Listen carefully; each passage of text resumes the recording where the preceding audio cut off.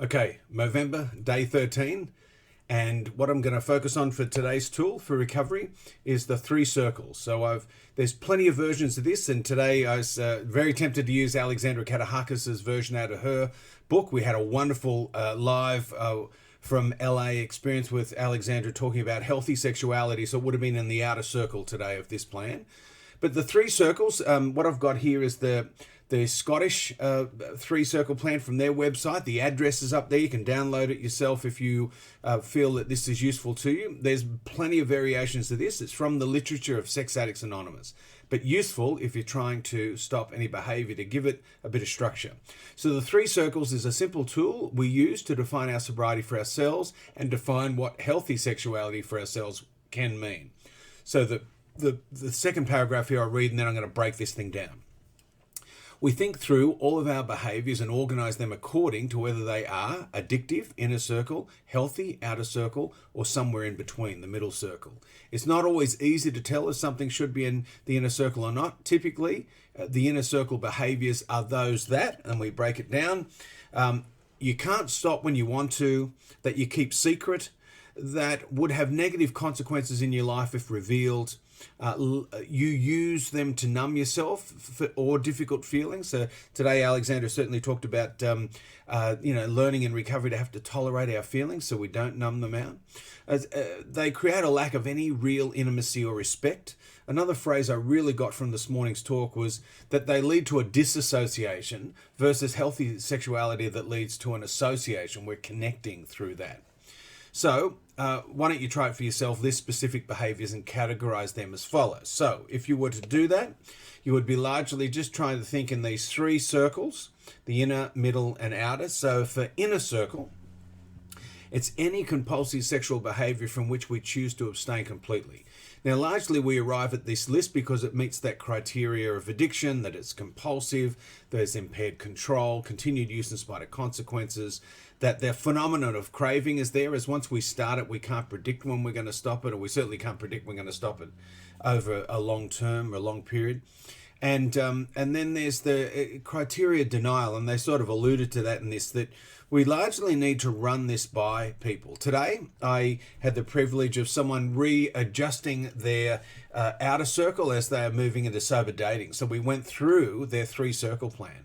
And this is what prompted me to want to do this tonight, because it was just amazing to see where they started this journey and where they are. And it makes the point at the end that this is a fluid document as we go through it.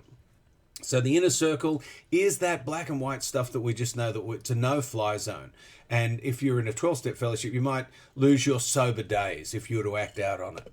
Now, the middle circle is behaviors which are less destructive and weaker in intensity. They can cause us much less of a problem, but tend to lead us back to the inner circle behavior. And you can also put behaviors about which you are unsure in this category. So if, say, you were a pornography user, what would be in the middle circle would be unstructured time, or unguided internet use. So you're just searching around the web. And so that might be in your middle circle, that unstructured time at work, that any sort of unstructured searching on the internet. These things would be in a middle circle behavior to watch out for. Being overtired.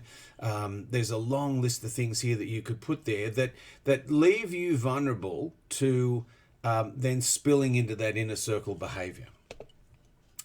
On the outer circle, these are the things which enhance our lives and our recovery, that keep us engaged with others and with reality rather than isolated in a fantasy world. And that's what really, as I've mentioned before, they associate us with things. They connect us with things. And Patrick Carnes talks about, a healthy diet, good rest, and good exercise are the basic things to get this organ of the brain healthy enough to recover.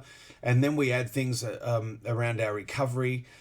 Here, really, outer circle stuff needs to be in the early days focused on 12-step meetings, outreach calls, therapy, group therapy, pretty active in our daily life, connecting us to recovery. But then as we get a little bit of bandwidth and we can drop off a few meetings and we're back in our family systems, it might include fishing or surfing or yoga or things that are a little bit broader, more family time, more connecting time. And so these 3 circles can change. and over time they might get adjusted. And so if I go through a couple of examples here of the three of them just to help: anonymous sex, pornography, internet magazines, written erotica, infidelity, sex outside of marriage is one that a lot of people have to put on here. So this inner circle, just to give you some examples there that you can look at: middle circle, using the internet, drinking alcohol, masturbation by yourself. Masturbation can be, especially for recovering addicts, a tricky one. I think Alex called a hornet's nest today. It can get even recovered people up in arms, because some people masturbation was a part of their inner circle, and for others it can be part of their outer circle, and in an ever-emerging three-circle plan can eventually be in all three circles. That it can be a healthy activity on a good day, an acting out behavior on a bad one, and sometimes it's a middle circle behavior that we're probably best just avoiding and tuning into those associating outer circle experiences that connect us before we go back to doing it. Outer circle examples: sexual intimacy with our partner, meetings with friends, attending 12-step meetings, spending time with partner, playing football, just for like one of those examples of something that's good for your soul, something that works for you. Could be painting, could be meditation, could be sports. But, recovery is not about just the restrain of the inner circle. It's about the retrain and the rescue of the outer circle. And one of the things can be a bit surprising when you go to 12-step meetings is just how much happiness is there once people really are living in that outer circle life, away from that inner circle behavior. So remember, these circles will change as you learn more about your behaviors. You'll add things to them. Every relapse should have an autopsy. The therapist Tim Stein talks about it. He has a relapse autopsy that helps us break down. And when I've worked with Tim, he says that that an autopsy should adjust your circle plan. If you have a relapse, you do an autopsy, you work out where, it might be a middle circle you've got to add, an inner circle you've got to put back in there for a while, an outer circle to sort of counterbalance it because you're not doing enough. And then and like today, I said there was that example of a fellow that had been sober, gone through and done his disclosure, gone through an established recovery. It was now a year into recovery sober and looking to sober date and wanting to do it in a healthy way. And so he's had to adjust his circle plan to allow contact with women, talking, emails, dating, getting on dating sites. And now our job is to monitor that and readjust. He readjusted the middle circle to make sure that there's real good and clear limits on this so it doesn't cause him any trouble. So a little bit of information around 12-step recovery and trying to stop a behavior that you've got evidence that you're struggling with.